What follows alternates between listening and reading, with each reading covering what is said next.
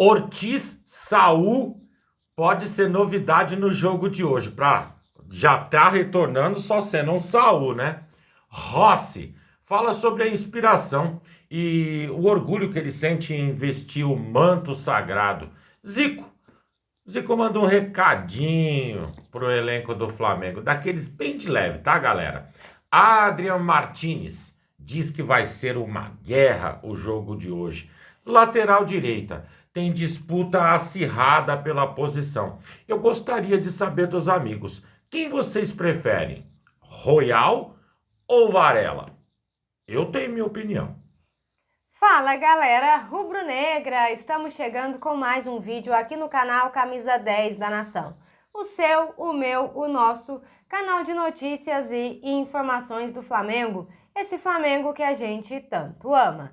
Mas antes de começarmos com as notícias, gostaríamos de pedir a você que acompanha o nosso canal e ainda não é inscrito, para se inscrever aqui embaixo no botão inscreva-se, ativar o sininho da notificação, porque assim, sempre que postarmos um vídeo novo, você será notificado e, claro, deixar também o seu like e o seu comentário, porque isso ajuda demais o nosso trabalho e é muito importante para nós.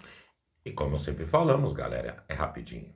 Pá, pum. E deu. Assim é. Bom, bora começar então com as notícias. Zico concedeu uma entrevista ao Lance e lá ele destacou que o time precisa tirar lições do duelo anterior contra o Estudiantes. E falou o seguinte, amigos: eu sempre preferi isso, jogar o primeiro jogo em casa. E quando você faz o resultado em casa, você transfere a responsabilidade para o outro. E é maior, né? Você fica com a obrigação de ganhar e fazer o tal número de gols. O problema que aconteceu contra o Estudiantes foi esse. No momento que tinha que enfiar a faca e rodar, de fazer 3, 4, não foi feito. Em casa, é para isso. Quando você tem chances dentro do jogo, domínio absoluto, e desperdiça com um toquinho a mais e tal, complica. Essa frase, inclusive, era de um técnico chamado Carlos Froner. E ele dizia o seguinte: quando você enfia a faca, tem que enfiar e rodar, para ter certeza que o seu oponente não vai mais ter reação, ou seja, não vai mais reagir dentro do jogo. É claro que foi uma metáfora, né, galera? Mas para um bom entendedor, pingo é letra. O Flamengo tem que entrar em campo, fazer a lição de casa, se possível, já ter uma gordura para o jogo da volta, para ter um pouquinho mais de tranquilidade dentro da partida. Eu, particularmente, gosto de decidir em casa, mas se o Zico falou, quem sou eu para ir contra? Não, nessa explicação do Zico aí, eu também concordo. Se o primeiro jogo é em casa, então já vamos decidir logo, porque a gente fica mais tranquilo pro segundo jogo, né? Se o primeiro jogo é em casa. Se fosse por escolha, eu gostaria de fazer o primeiro fora e decidir em casa. Eu também. Mas Bom, galera, seguindo com as notícias, o Flamengo encerrou a preparação para enfrentar hoje à noite o Racing no Maracanã pela semifinal da Libertadores. O último treino foi ontem à tarde e o técnico Filipe Luiz vive a expectativa de poder contar com Léo Ortiz.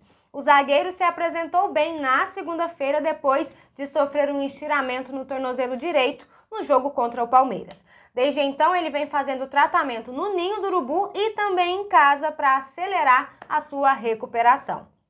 Ontem, o Ortiz voltou a campo com os companheiros e participou de parte da atividade. Ele ainda, óbvio, vai ser reavaliado hoje, antes de ser confirmado ou não na lista dos relacionados. Mas tanto o clube quanto o jogador estão bem otimistas para que sim, galera. Inclusive, uma foto publicada nas redes sociais antes do treino ontem chamou a atenção. O Léo apareceu de chuteiras, chegando animadérrimo para o treino, lá no Ninho do Urubu, e até dando um salto. Esse registro, inclusive, é do fotógrafo oficial do Flamengo, Gilvan de Souza. A tendência, galera, é que Filipe Luiz repita a formação que venceu o Palmeiras no domingo. E se tudo correr bem, Ortiz deve sim ser titular ao lado do Léo Pereira. Agora é esperar para ver. num sonho, o Danilo para mim, seria uma espécie de líbero dentro do Flamengo, dando proteção à zaga. Ficou muito claro contra o Palmeiras a dificuldade que ele tem de acompanhar o ritmo de atacantes mais velozes.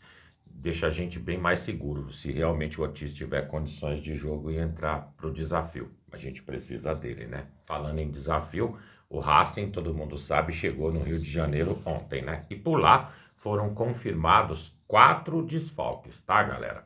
São Alan Forneres, entorse no joelho, Gabriel Rojas, coxa direita, Franco Pardo, coxa esquerda e Elias Torres, ligamento no joelho. Esses daí já eram. Um outro que era dúvida era o Adrian Martinez, mas esse jogador já veio e já está confirmado pelo técnico Gustavo Costas.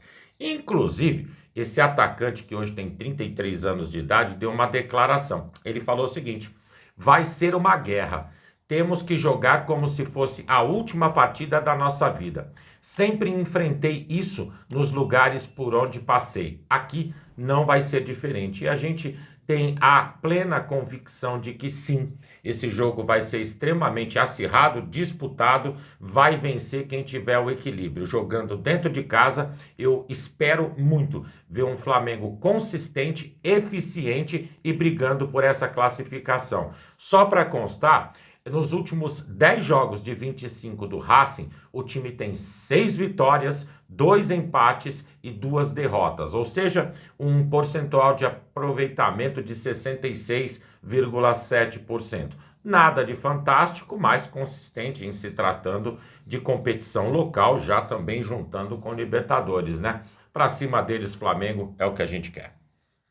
Bom, galera, seguindo com as notícias, já que estamos falando de Libertadores, Rossi foi o grande nome do Flamengo na classificação para as semifinais, né? O goleiro pegou 2 pênaltis contra o Estudiantes lá na Argentina e escreveu mais um capítulo lindo na sua história no Mengão.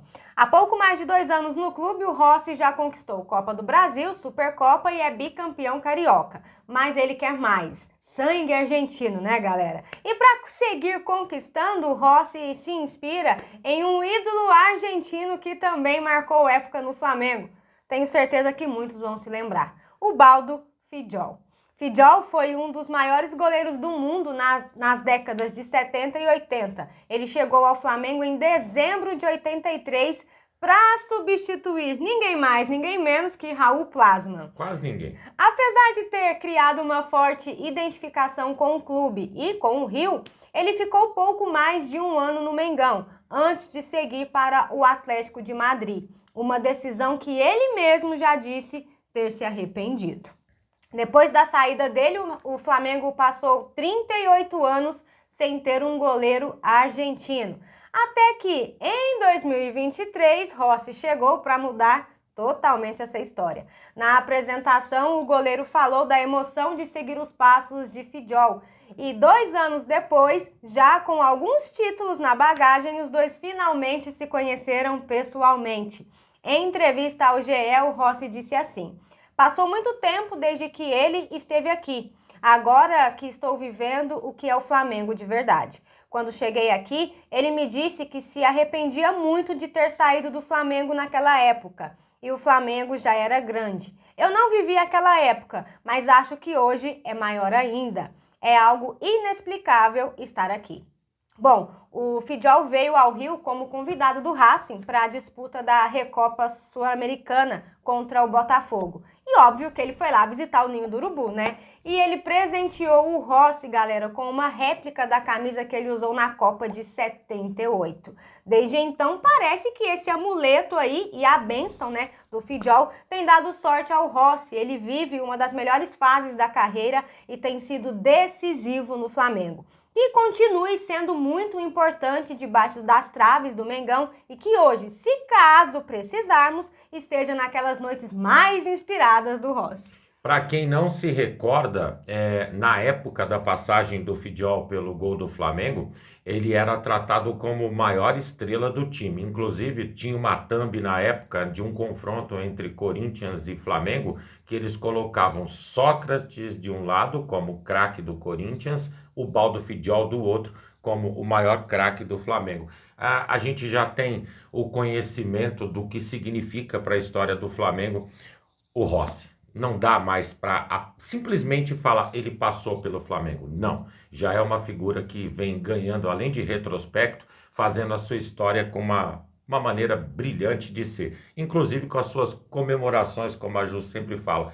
isolado e sozinho, porém sempre vibrando e empurrando o time. Quer queira ou quer não queira, ele é, sem dúvida nenhuma, um capitão que pouco aparece, mas está ali no gol. Sempre com espetinho cutucando os caras para correr. Vamos para cima deles. É assim. Não é? Galera, seguindo com as notícias, nos últimos 3 jogos frente a Botafogo, Bahia e Palmeiras, a lateral direita ganhou o Royal como titular. E acho que na cabeça do Felipe, esse é o nome que ele prefere. Existem algumas divergências, eu particularmente sou muito, mas muito fã dentro do elenco atual, que fique claro, do Varela como titular. Eu acho que o sistema defensivo do Varela é muito melhor do que o Royal. Mas são escolhas, são opções, assim como não colocaria Samuel Lino, que não vive um melhor momento, e isso é hoje, tá, galera? De repente amanhã ele entra e arrebenta, quem sabe hoje não entre no jogo e não acabe com a partida, a gente espera isso, e também gostaria que o Carrascal tivesse mais oportunidades no time principal. Para mim, deveria ter saído como titular, inclusive ousando um pouco na vaga de Samuel Lino no ataque do Flamengo. Mas tá lá o cara que entende, é o que comanda e ele faz as opções. E ele disse o seguinte: o Varela, todo mundo conhece, é um jogador importante, é jogador para a equipe. O Emerson também. São 2 jogadores que entendem muito bem o que eu quero. E com a principal característica que eu espero deles, que é defender bem. Eu contesto. Acho que num gol do Palmeiras no domingo, teve tanto falha do Danilo quanto falha do Royal. Mas vamos ignorar essa parte. O Emerson chegou e teve um momento de oscilação, com uma lesão no tornozelo. Mas agora a gente está vendo um nível altíssimo dele. Poxa vida. Hoje, dia de jogo, que no caso foi domingo, foi um jogaço contra o Botafogo, ele fez um jogaço contra o Botafogo e o Varela teve uma pequena lesão quando voltou do Uruguai. Ficou jogando no sacrifício e é fundamental para essa concorrência interna dos dois. Ele ainda justifica a não colocação de titularidade do Varela com aquela contusão que ele sofreu com a seleção uruguaia. Eu sei lá, eu acho que o Varela já está recuperado faz um tempinho, né? Bom, nada contra o Emerson Royal, eu acho que ele ainda vai se adaptar muito bem ao Flamengo, só que eu acho que o Varela, ele tá muito mais enfronhado nesse time.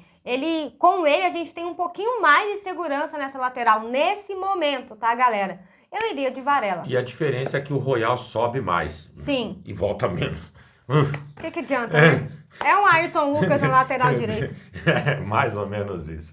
Bom, galera, e essas eram as notícias que tínhamos para vocês agora pela manhã. Lembrando, você que é novo no canal e ainda não é inscrito, dá uma forcinha pra gente, botão aqui embaixo, já se inscreve, deixa o seu like, o seu comentário, compartilhem pra geral, porque vocês sabem, juntos somos mais fortes. Muito mais forte, amigos.